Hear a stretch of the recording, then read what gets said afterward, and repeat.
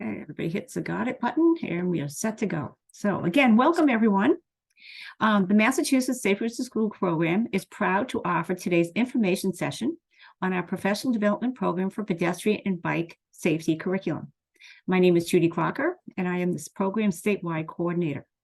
Before we begin, let's just review a few housekeeping items. This is a Zoom meeting, not a webinar, so kindly keep yourself muted until the Q&A session. If you're interested in seeing the text captions on the screen, please enable the live transcript using your Zoom controls. Again, the meeting is recorded, so it can be on the website at a future date. And lastly, if you could please put any questions in the chat, and we will have a Q&A at the end of the session. So today's agenda will provide a very brief overview of the program and the importance of active transportation for today's students in order to set the tone of why adopting the life skills of curriculum of pedestrian and bike safety is so important, timely, and needed. Leon, thank you for putting today's presentation in the chat. So understanding that Safe Routes to School takes a collaborative, community-centric approach, and in so doing, does not stay in any one school, municipal, or community lane, we invite you to share your job title and your name if you're interested in the chat. You may find it surprising in a few minutes to learn the range of roles of those who have joined us today. While all the programs pictured here strive for safe walking and biking for our students, there are a few differences. Safe Routes to School is an international program which began in Denmark and is in about 45 countries. This is one reason why Safe Routes to School is not trademarked. The U.S. program is in all 50 states, although the scope of each program may differ.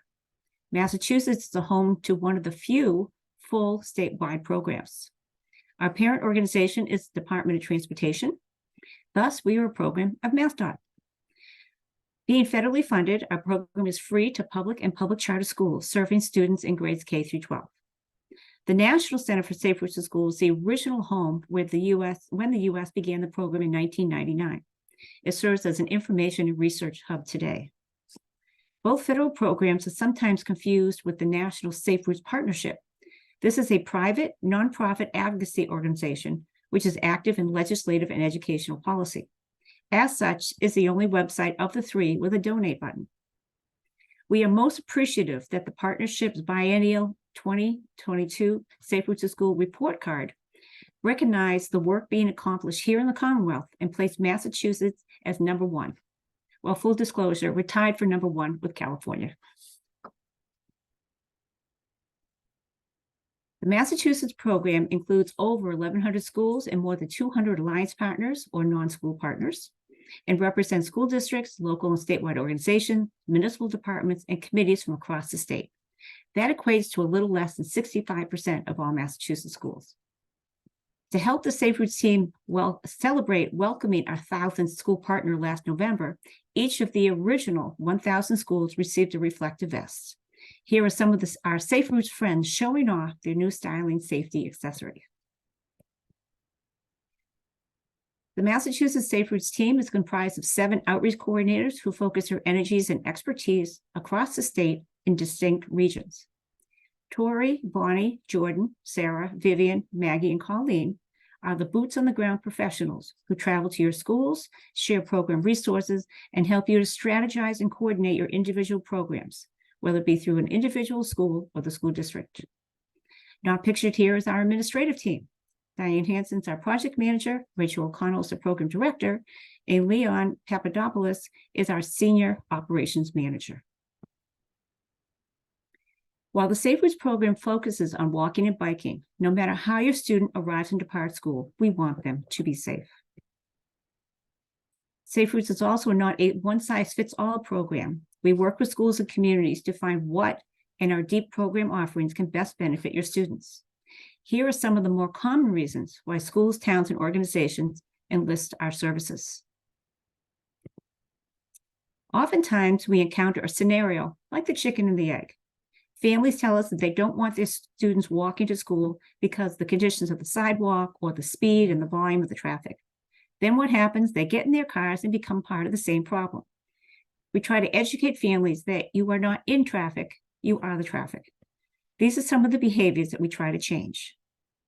How Safe Routes does this is by using a public health foundation known as the 6 E's. While today we're going to focus on education, encouragement is how we celebrate how our students arrive and depart school. Engagement is where it's all about the rules and how they apply to everyone, such as with crossing guards and circulation planning. Evaluation is student route mapping and surveys. For engineering, we use our best practices to look at your built environment and how it serves your school, the school zone, and the neighborhoods. And for equity, we work towards having every student in that grade level receive the same program benefits through policy and multi-language materials, as well as sustainability with our programming. The essence of who, what, and why of the Safe Routes program is walking and biking, or the next Webster word of the year, active transportation. One of the benefits of COVID has been the broader realization and conversation of the many benefits of walking and biking. While how these attributes contribute to the whole child's academic as well as social emotional self is widely understood, yet active transportation is not always widely embraced. The Massachusetts Department of Elementary and Secondary Ed and the Federal Department of Education are taking a more aggressive stance on chronic absenteeism. This is when a student has experiences 10% or more school absences in a school year. Some of the numbers that Commissioner Riley shared in October are sobering. The Massachusetts rate is 22%. Chronic absenteeism affects 3 out of 4 schools. No one is immune. And it's no longer just a high school problem. Elementary rates have more than doubled since pre-pandemic levels. DESE is also so invested in reversing this chronic absenteeism trend that they have listed it as one of their annual goals.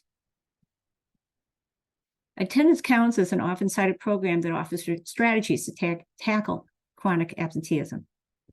We share the attendance count flyer on the right as it underscores why we are here today, the role that school transportation plays in absenteeism. Students need reliable, alternative forms of travel to get to and from school other than the family vehicle. A shout out to the Cape Ann Regional Youth Prevention Network, who began the school year in 2021 by wrapping their municipal buses with messaging to encourage school attendance. Life is always better with a friend. Many of us grew up and traveled to school the same way. You left your house, you picked up a friend, you picked up another friend. Today, they give everything a name, and we call it a walking school bus or a bike train. Walking and biking in a group offers the social interactions and physical activity that energizes a student's mind and body so that they are in a better position to learn. It's much better than sitting in the back seat of the family car fighting with their siblings while listening to the news on the radio. The research is in, and it has long demonstrated the need for more physical activity for our students. The CDC's Healthy Schools Guide lists recommendations that directly pertain to today's topic. Student activity should be happening before and after school. The use of active commuting options, such as safe routes to school and walking school buses, and using a prepackaged PE curriculum, which is what we're reviewing today. CDC also recommends 60 minutes of physical activity a day. So if an average third grader can walk half a mile in 10 minutes, and they walk to and from school, that's 1/3 of their daily recommended amount. All school days begin with a journey, the student's journey to school. So what has happened since 1969? Well, most families have 2+ cars in every driveway. New England weather, I had snow today, I don't know about you. The weight of the Chromebooks, it has replaced the weight of the textbooks. Parent fees for many extras, including school busing. School property, it's not always designed for so many cars. And the parents queuing on public roadways and how it impacts public safety. So today we will delve into one strategy that works to bridge the gap between health, and as you see listed here, the physical activity, the safety, the student independence, resiliency, everything that really comprises active transportation with student transportation, that of education. Education is the top on our list of our program sustainability guide. By adopting pedestrian and bike safety as part of your PE and wellness curriculum, it then becomes part of your annual lesson plan. The school district then owns these instructional materials. Regarding equity, our goal is to ensure that students across the district and that grade receive the same educational programming. What we often see is that only some of the district schools volunteer to receive our services, and this leaves students in the other schools not receiving the same educational benefit. And that's what the schematic on the right is supposed to be talking about. Leon, thank you for putting the Safe Routes to School sustainability document into the chat. And lastly, the Massachusetts Safe Routes to School program has been serving our students since 2005. With respect to our team, our outreach coordinators do not have the bandwidth to return to the same schools consistently year after year to provide the same ped and bike instruction. As your local program grows, it needs to become more sustainable on its own merit. Safe Routes to School can help to form task forces, making connections with PTOs and community groups, etc., to take the burden off of educators and our team over time. With the overarching vision of to positively impact student safety and student active transportation through a sustainable and community-wide approach. Bringing our educational resources in-house helps greatly in this regard as your local Safe Routes to School program matures. All right, so that's all the background. Let's get to it. Let's dig into teaching these life skills. From a student's perspective, navigating the built environment when arriving and departing school offers different physical and cognitive challenges than for adults. This includes many different factors, some of which include line of sight, personal visibility. Every student is only so tall. Estimating how fast vehicles move and the distance needed to stop. Their physical coordination and just general gross motor skills. Pedestrian and bike education is lightly mentioned as examples in the new Massachusetts State Frameworks for Health and Physical Activity and units that carry some of these same themes. Also, the Massachusetts Safe Routes to School program curriculum can be elevated for any grade that is needed.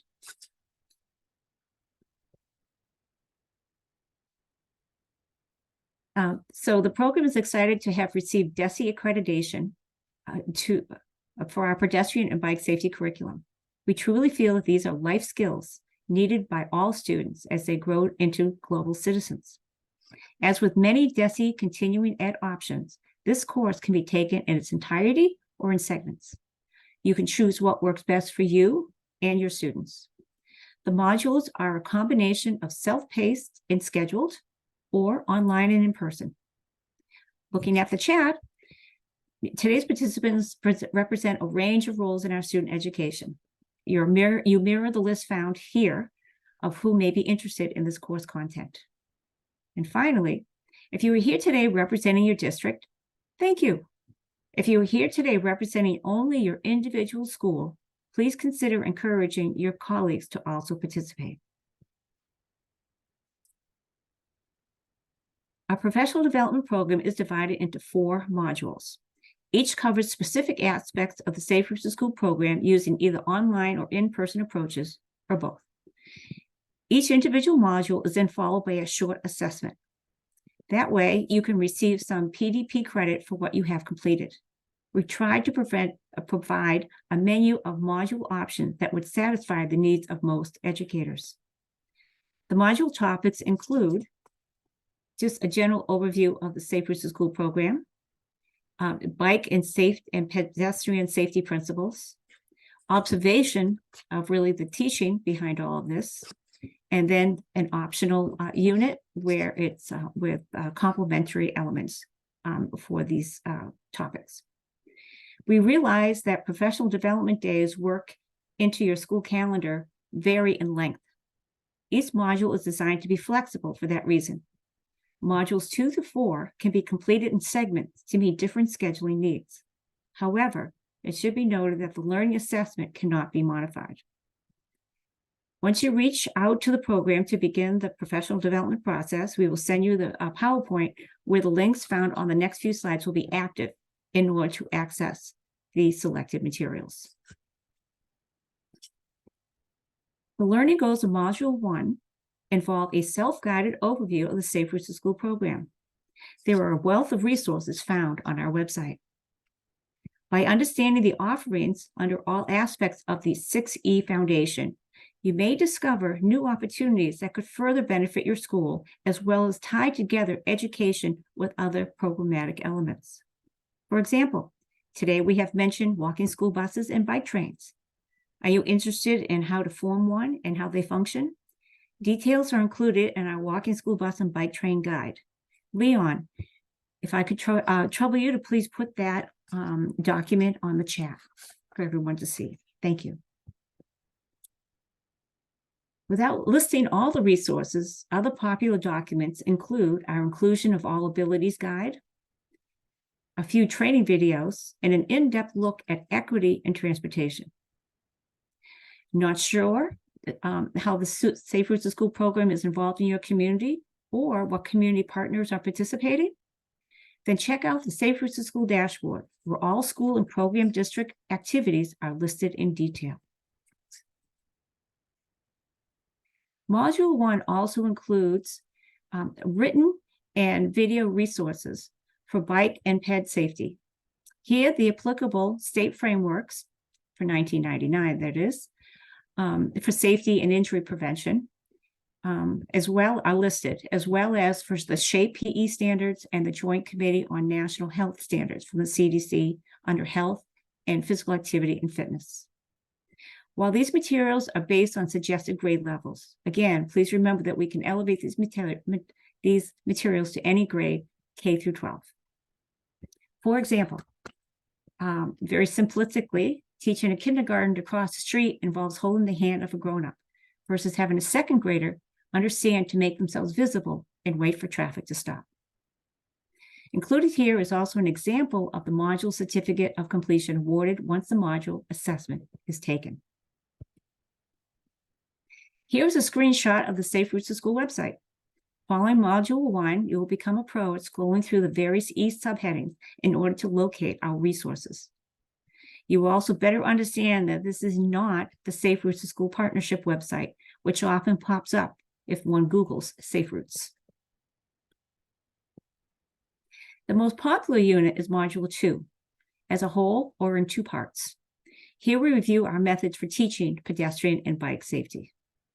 Upon completion, you'll come away with a better understanding of the teaching props and materials needed, how to identify and address local environmental challenges encountered by your students, elementary and middle school adaptations, and classroom follow-up activities. To point, having examples of roadway signage helps students visualize what they are looking for in their neighborhoods as both a pedestrian and as a biker or roller, and how to navigate them safely. Other examples include how we don't need to remind the audience today to take extra care in parking lots, especially this time of year with the earlier darkness and the hustle and bustle of the holiday season. But for an elementary school perspective, who is much shorter than the average SUV, pedestrian safety measures take on a different perspective. Similarly, we strongly recommend spending extra time on railroad crossings if they are found in your community. While all students need to understand how to navigate these crossings, extra care needs to be taken when students encounter these regularly. We would spend more time on these in a town such as Beverly with 22 crossings versus Lexington with none.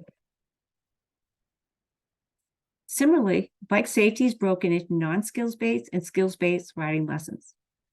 Most schools cannot provide a bike for every student, and it can be difficult for families to transport wheels to school if bikes are not used for arrival or dismissal. Thus, we offer both options. Items covered here include how to properly use a bike rack, what happens to your bike chain if you ride in the woods, and everything about sidewalks. And all of these go beyond the personal safety, bike safety, and rules of the road covered in these lessons. So let's take sidewalks just for a quick example. We explain to the students that this is a compound word, sidewalk. We share sidewalks with lots of people, baby carriages, people walking their dogs, but it's called a sidewalk. It's not called a side run or a side cartwheel. Using the analogy with red light, green light, how it's not easy to stop when one exactly wants to stop when someone says red light. Helps people understand that running on the sidewalk can cause an accident or a collision with other people. Similarly, if you're riding a bicycle and for school-age students, it's usually okay if you feel safer riding your bike than on the road. However, we also explain to the students that wheels go faster than feet. So if you come across some pedestrians, some people walking, that you need to get off your wheels and walk around them.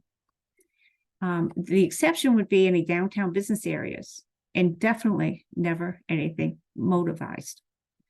The key is to simplify these common sense safety actions, so that they are memorable and can add some critical thinking for our students' approach. So for our general pedestrian safety, the lessons include sidewalk, crosswalk, and parking lot safety. We try to hold these outdoors because we don't have these items inside in the classroom. And we talk a little bit about spreading the wealth. So on peer learning, we use students and adults to help. The benefits of peer-to-peer learning are well known. Students can receive volunteer hours, and it might even excite interest in teaching. Pictured here is a middle school student council who now regularly provides pedestrian safety instruction to an abutting elementary school. Parent room reps are also commonly used and can be trained that day before the scheduled student class. So we suggest conducting the pedestrian safety on school grounds so that a permission slip is not needed. Sometimes we need to improvise because the school grounds do not include sidewalks with curbs or crosswalks. So as you can see here on the left, it's actually a modified fire lane that we have used in front of a building to represent a sidewalk. In the middle photo, there was no crosswalk on or near the school property, so we used a thatched area between two handicapped parking spaces.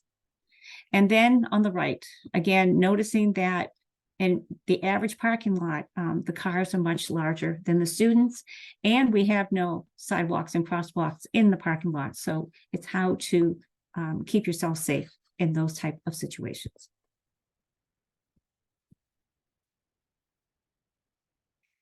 For bicycle life skills, again, it's skills-based with a bike or non-skills-based if we have an assembly style. Each of these conversations will consist of discussions of personal safety, everything from helmets, dress to be seen, footwear, baggy clothing, tying your shoelaces, etc.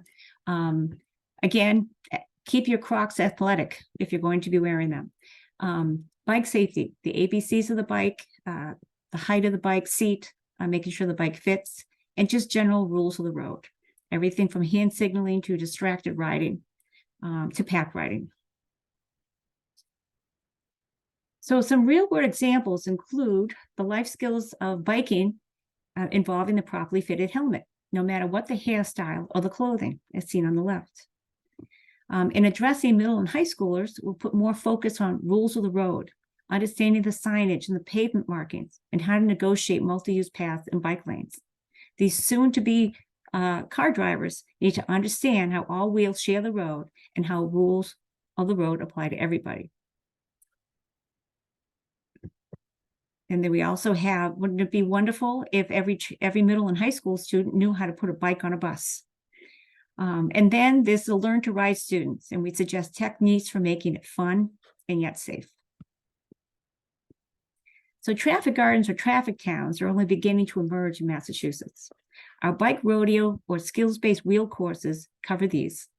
Obstacle courses can be designed to highlight rules of the road, including rotaries. As you can see in the lower left, we use a storm grate to represent the rotary with some sidewalk chalk. And railroad crossings, which is the upper left. Or they can be used to help strengthen riding skills, such as balance, braking, and riding in control. So remember to have your students recite the name of the school 3 times before entering the bike rodeo course, as you can see in the far right. So we add some space between your riders. We like to say that no bumper bikes allowed. And please remember, no helmet, no riding. It's the law in Massachusetts, if you're under 16, to have a helmet. So whether you have, the school provides some helmets with some disinfectant spray in between use, or the students bring their own. Module 3 expands on the context of Module 2, but enlists your classroom. We schedule a visit to your school, so we can conduct a ped or bike safety lesson itself, and then observe you during the same. Lastly, for Module 4, is geared around the program segment by examining resources that may be of use to those not involved directly with physical education. These include other forms of curriculum and activities applicable to elementary through high schoolers. Examples include mapping to assign walking school buses and bike train locations, developing a regular walking and biking school events, or forming a walking or biking club in your school. For your school wellness committee, the Massachusetts Safe Routes to School has partnered with the Massachusetts Association of School Committee to craft active transportation amendment language for the school wellness policy. Shown here are our walk across maps. Everyone's counting the step these days, so you can use them for walk across Massachusetts or the US. Our yard sign winners, which is a popular indoor recess activity, and this is available only for K through 8, not the high schoolers. And parent travel survey, where we try to measure trends of transportation modal use, and also it's a one way to engage families. So other educational opportunities that focus more on the secondary grades include our middle school pedestrian and bike themed lessons for STEM, social studies, and English language arts. A few times we have seen the Getting into Gear STEM lesson used as a basic for a science fair project. High school activities are also popular, whether they're being done for fun or as a volunteer activity. The High School Ambassador Program, which is seen on the left, it lists the different ways that high schoolers can earn volunteer time with the different, using the different segments within our Safe Routes program. The Car Free Day, which is gaining momentum nationally. Things are listed there, everything from no idling to doing bike maintenance. And then the perennial high school video contests. We just celebrated our 10th year. And the bonus for this is that MassDOT has 2 annual conferences, and starting off the school year, the one in the fall, the winners are actually announced by the Secretary of Transportation for the state of Massachusetts. So it's a lot of fun. So congratulations. Once you've completed your 10 hours, you'll receive your 10-hour PDP certificate. Simply contact us to let us know. Again, this is a flexible program. To date, we have conducted 1 hour, 1.5 hour, 3 and 6 hour sessions for teachers and nurses. We can adapt the content to fit your needs, but the model assessments are fixed based on what that model's entire content might be. So in closing, it's all about our student commuters, educating those commuters of all ages and abilities on how to be a safe walker and biker, bolster school attendance, physical activity, and social interaction, while decreasing family traffic. With your help, the Safe Routes to School team is thrilled to help make ped and bike education an expected set of life skills. Thank you for listening today, and we'll now open the floor to Q&A. Before we do that, if you care to join the broader Massachusetts Safe Routes to School conversation, please consider joining our listserv. And Leon, if I could trouble you to please put that link in the chat, which is on the slide. So, do we have any questions? Judy, I'll check the chat right now. And feel free to come off mute if anyone would like to ask a question. No, it looks like it was just introductions, but we got a nice variety of folks from different communities here. So thank you for being here.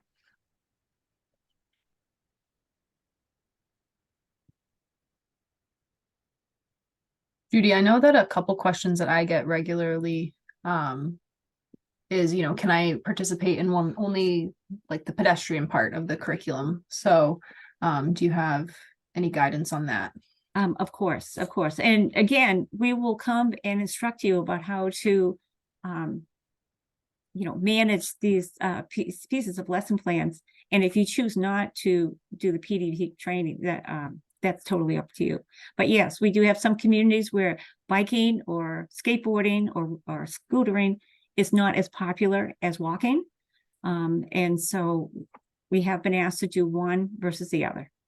So we have a community out in Western Mass that recently had the good fortune of gaining a new bike fleet through a very generous donation. So we went out there and they were only interested in bike education. So it's whatever fits your school needs. Great. Another question that we sometimes get is, I think it's centered more around that peer mentor model that you mentioned, where folks who might not be teachers or who need that, professional development credit, they're volunteers who are willing to work with the schools to conduct those bike or ped safety sessions. So can they participate in this training? Of course they can. We have trained head bike committees, which are either volunteer or a town committee. We have trained a few folks in the police services have been interested. I recently got a call from a Girl Scout troop. So it's really whoever wants to be interested. Unfortunately, though, to get the professional development credit, you do have to be some form of a Massachusetts licensed educator. Excellent. Or school nurse, administrator, etc. Right. And then just the last question that, again, I've sort of been compiling. If there are, upcoming professional development days over the winter and spring that are each, 1.5 hours, can Safe Routes potentially fill this time? Of course we can. We can really just have a conversation with you. What are you most interested in? If you want to slice and dice our modules again, you're more than welcome to. If one session, for example, wants to be on pedestrian safety, one on bike safety, and then individuals will just fill in the gaps, either as individuals themselves or, to get collectively as a department, you're welcome to. Fabulous. But again, our assessments are only based on the modules. We can't keep reinventing the assessment. And those are required by DESE, so that's why they're there. Great. I see John York has his hand up. Yeah, feel free to come off mute. Yes, this is John York. I live in the town of Bourne. I am only the high school sailing coach. I'm not really a part of the faculty or much a part of the school administration. Our town is participating in Safe Routes to Schools.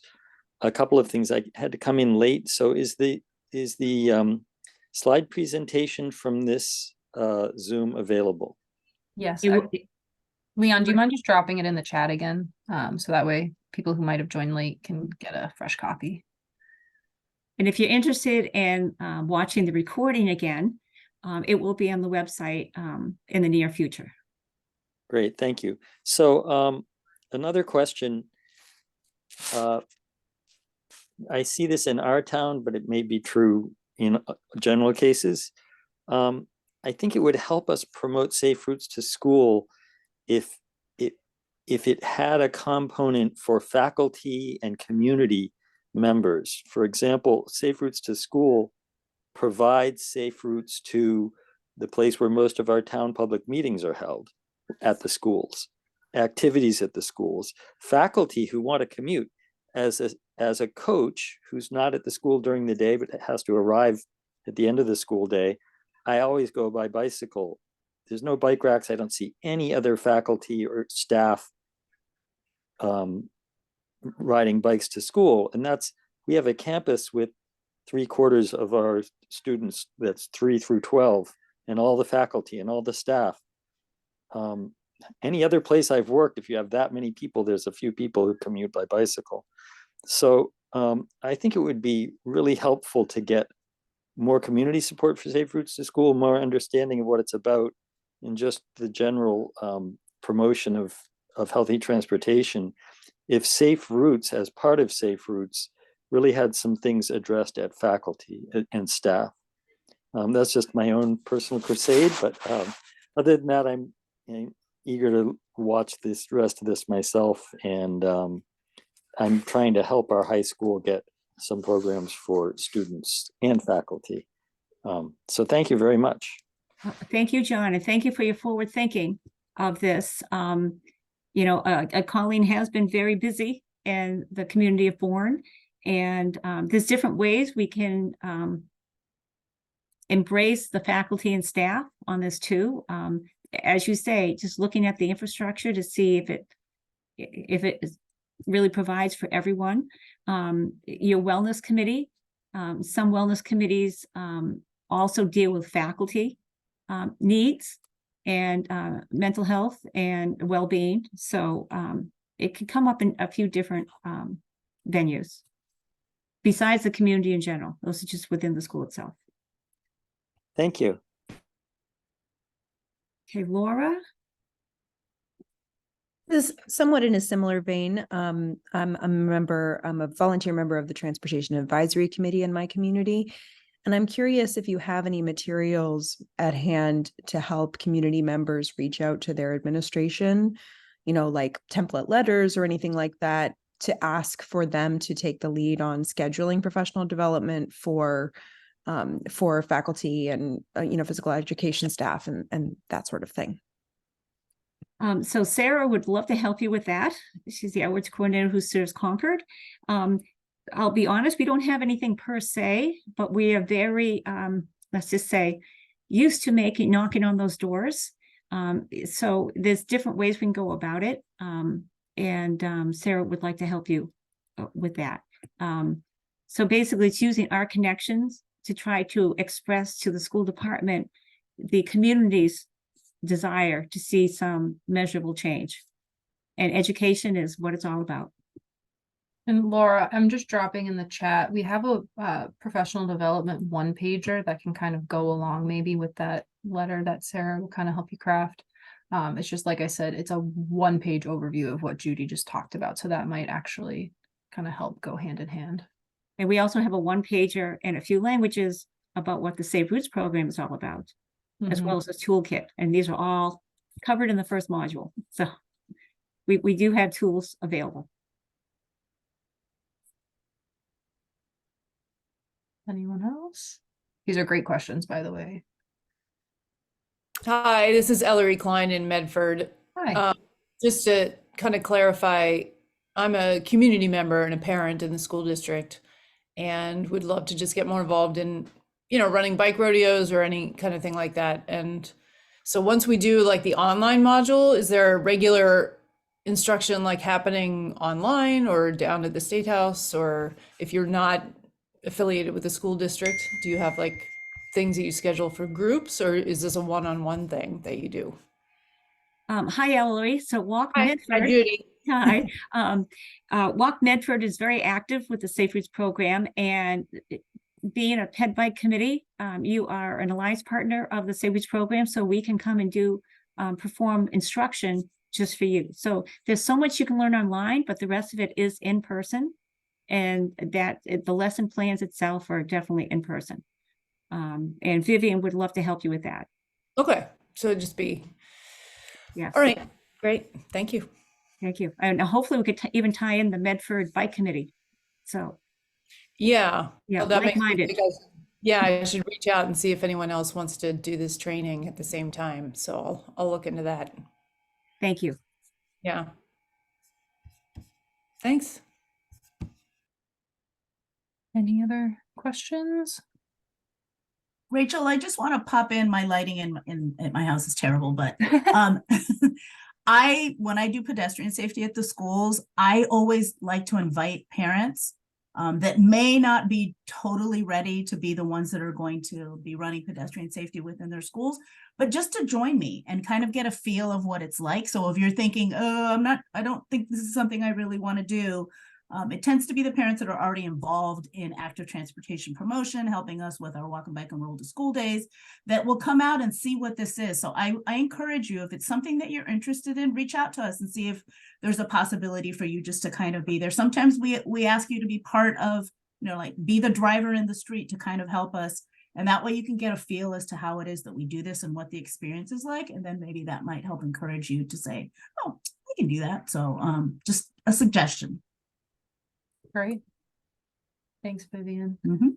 I think that was a great note to end on. If there's no other questions, again, thank you so much for being here. And as Judy said, a recording of this webinar will be available on the website shortly. Thank you all for your time and happy holidays. Thank you, Judy.